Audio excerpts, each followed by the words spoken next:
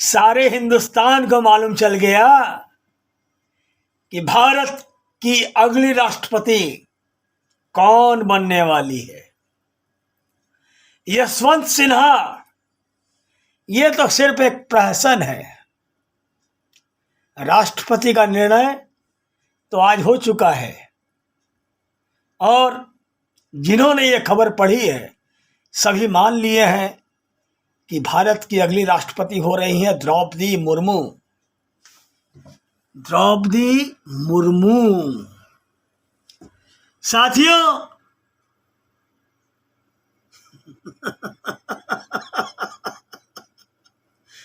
द्रौपदी मुर्मू को ही राष्ट्रपति उम्मीदवार बनाने के पीछे क्या वजह है, सोचिए।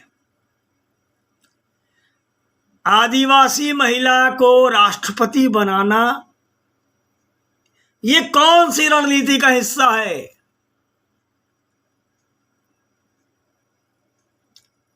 भगवा दल ने मुर्मू के सहारे कई राज्यों में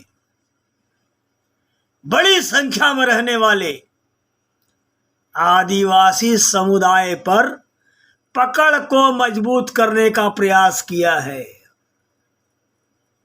गुजरात में होने जा रहे विधानसभा चुनाव में भी भारतीय जनता पार्टी को इसका लाभ मिलेगा।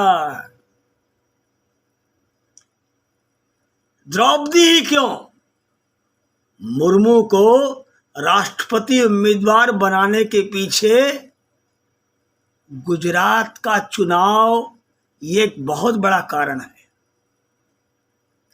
भारतीय जनता पार्टी की अगुवाई वाली राष्ट्रीय जनतांत्रिक गठबंधन यानी कि राजग ने झारखंड की पूर्व राज्यपाल और उड़ीसा से आने वाली आदिवासी नेता द्रौपदी मुर्मू को ही राष्ट्रपति चुनाव में उम्मीदवार बना दिया है। यदि मुर्मू चुनाव जीतती हैं तो देश की पहली आदिवासी राष्ट्रपति होंगी। कई नामों पर चल रही चर्चा के बीच भारतीय जनता पार्टी ने मुर्मू को ही राष्ट्रपति पद के लिए उम्मीदवार क्यों चुना, क्यों बनाया उम्मीदवार? साथियों, जहां तक मैं समझता हूं, भारतीय जनता पार्टी के इस दांव के पीछे राजनीतिक रणनीति, इस दांव के पीछे एक राजनीतिक रणनीति है। माना जा रहा है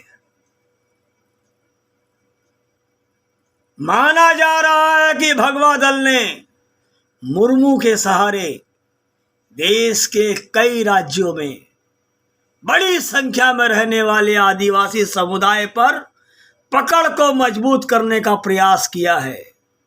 इसी साल गुजरात में होने जा रहे विधानसभा चुनाव में भी पार्टी को इसका लाभ मिलेगा। दरअसल गुजरात में आदिवासी मतदाता कई सीटों पर निर्णायक भूमिका निभाते हैं और यदि ये एकमुश्त किसी पार्टी की ओर रुख कर जाएं तो लगभग यह तय कर सकते हैं कि सत्ता किसके हाथ में जाएगी। दशकों से भारतीय जनता पार्टी के गढ़ रहे गुजरात में आदिवासियों की ताकत को देखते हुए कांग्रेस और आम आदमी पार्टी भी पूरा जोर लगा रही है।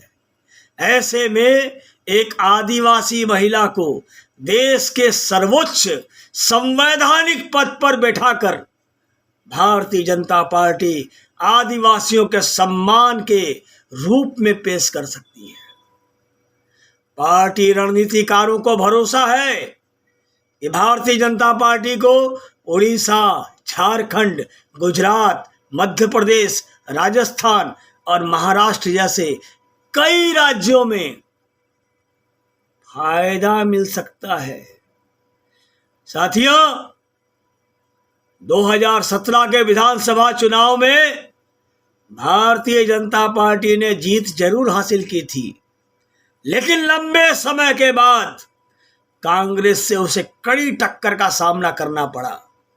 गुजरात की कुल आबादी में आदिवासियों का करीबन 15% हिस्सेदारी है।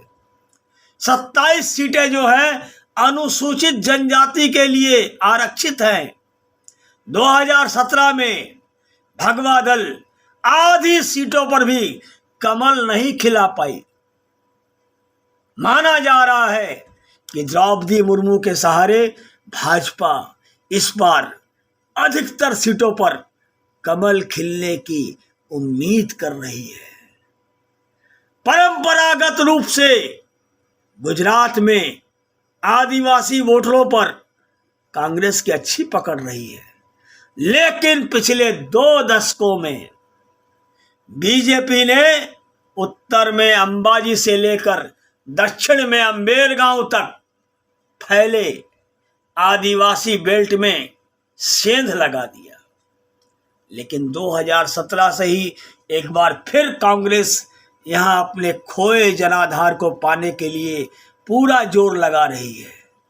इस बार आम आदमी पार्टी की भी नजर आदिवासी समुदाय पर है, लेकिन बाजी तो नरेंद्र मोदी लेके उड़ गए। सोचने की बात है, ये आदमी क्या सोचता है, क्या करता है, कैसे करता है, कब करता है, क्यों करता है, इसकी था पाना बहुत ही मुश्किल है।